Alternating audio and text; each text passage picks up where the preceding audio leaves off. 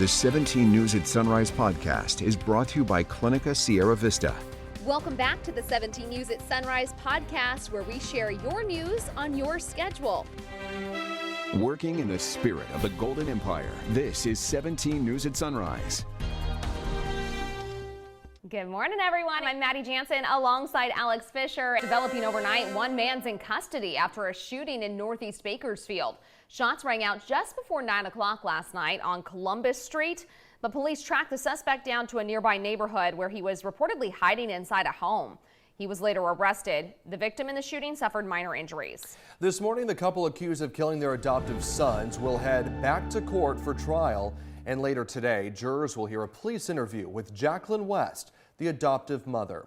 Orrin and Orson West were reported missing in December 2020. But prosecutors allege the brothers were actually killed months before. On Friday, a police interview from 2020 was played in court. The detective says Jacqueline had a new phone and there were no photos of the boys on it. The adoptive mother says her old phone was broken and she didn't save the SIM card. She continues to tell police there is no cover-up. The video you're seeing here is from the first day of the trial, as cameras are not allowed in the courtroom at this time.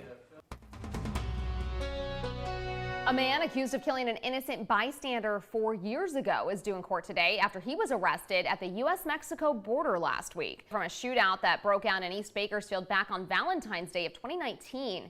A man who was shopping at the Pee Wee Market was killed in the crossfire. The suspects in the shooting are Antonio Maldonado and his brother Elias. The brothers escaped to Mexico, but Elias would later die just about a year later. Last week, however, Antonio was taken into custody at the border while trying to re-enter the U.S. Also due in court is a man accused of a double homicide. Deputies say Brian Cassian led them on a wild manhunt last Wednesday. They got word of a shooting in South Bakersfield, and when they arrived, they say they found 2 men shot to death. A short time later, there was another shooting, this one in central Bakersfield. There, deputies arrested Castellan. They say he had also stolen a car and shot the driver. That driver did survive. Castellan is facing 2 counts of murder and 2 counts of attempted murder, among other charges. Just turning over to 5:05 now. An investigation's underway after police shot and killed a man they say was brandishing a knife in Tulare County. It happened in broad daylight. Officers say they contacted the man before opening fire. Detectives are actively investigating the shooting.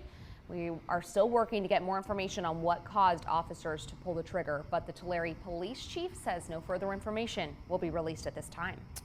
And today is Patriots Day in Boston. It is an area holiday that includes the running of the Boston Marathon.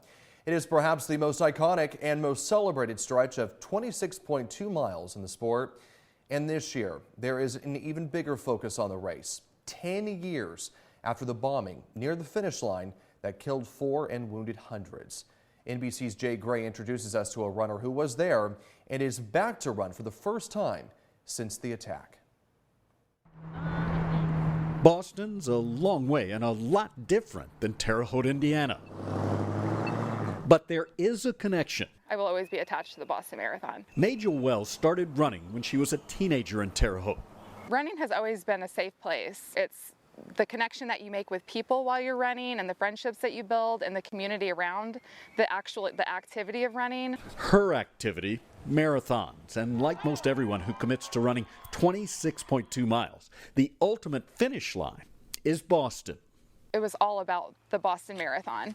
She qualified in 2003, then set a goal to return every 10 years. Back in 2013, she finished the marathon in 3 hours and 59 minutes. Just 7 minutes before the blasts on Boylston Street. This is really hard. A decade later, memories bring with them the emotions of that day. Heartache, uncertainty, fear that gripped Majel for weeks after the attack. I thought, I may never run again. But eventually she did lace up her running shoes again. When something very dramatic happens in your life, you just become very aware of what you're capable of. You either show up or you back down, you know? And so I really started to just show up. Pushing herself to a new level of competition as an ultra-marathoner and keeping the promise she made to go back to Boston. Just because something bad happened doesn't mean that we're going to let them take that away from us. These are our dreams. These are our passions. Fulfilled by putting one foot in front of the other and continuing to move forward 10 years later. Jay Gray, NBC News. And while about 30,000 runners are expected to cross the finish line at the Boston Marathon today, 18 of them are from Kern County. That's a good number. Metal barricades are already up along the race route and bleachers are set for spectators. The city says there are no threats to the race, but there will, of course, be security measures in place. All eyes are on the Supreme Court this week as the battle over mifepristone, the most commonly taken abortion drug, is heating up. Over the weekend, thousands of protesters across the country called for action as possible new limits to abortion rights make their way through the courts. NBC's Drew Petrimo reports from Washington. Protests from New York to California as abortion rights supporters demand access to the commonly used abortion drug mifepristone. The protests come after a federal judge issued a nationwide ban on the drug.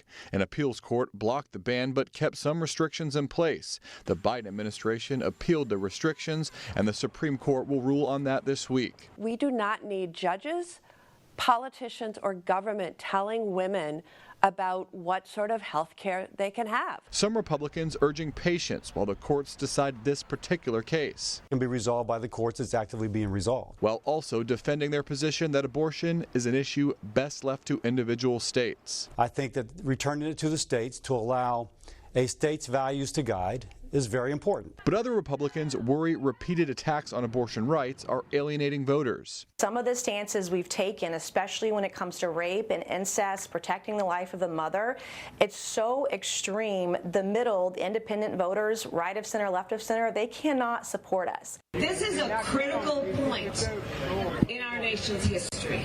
Vice President Kamala Harris making an appearance at a pro-abortion rights rally in Los Angeles over the weekend, making it clear that Democrats plan to press the issue they think is a winner at the polls. The Supreme Court has blocked changes to mifepristone access from going into effect at least until midnight on Wednesday, giving time for legal filings to be made and for the court to consider its next steps. Drew Petrimo, NBC News, Washington. And still no word from the Kern Community College District on whether charges filed against a tenured Bakersfield College history teacher warrant his firing. At a public board meeting last week, speakers discussed the charges against Matthew Garrett, who is accused of immoral or unprofessional conduct, unsatisfactory performance, and refusal to obey school laws of the state. The district says it has deferred announcing its decision to the public regarding Garrett's job status, citing a California government code, which they say is grounded in privacy concerns. Garrett is a staunch conservative and says the charges against him go against his First Amendment rights, and the claims against him are false. Garrett was welcomed with a lot of support. However, opponents also came out to speak in support of his termination. We're learning more about what led up to a deadly home invasion in Northeast Bakersfield. Police say the man who broke into a house before attacking the homeowner with a hatchet was staying at a nearby sober living facility. It happened Wednesday evening on Plavada Drive. Police say the man entered the victim's garage where he found a hatchet, then went inside and started attacking the man who lives there. The homeowner was able to arm himself with a knife and stabbed the intruder to death. The homeowner is stable in the hospital. Happening later today, House Speaker and Bakersfield Congressman Kevin McCarthy is getting ready to speak on Wall Street. Live from New York, Speaker McCarthy will deliver remarks at the New York Stock Exchange. He is expected to outline how Republicans plan to raise the debt ceiling for 1 year. And we are just about 90 minutes away from hearing from Mr. McCarthy. The speech is scheduled to happen at 7 a.m. The 17 News at Sunrise podcast is a production of KGET and Nexstar Media Group. For more on all of the headlines in today's show, head to kget.com.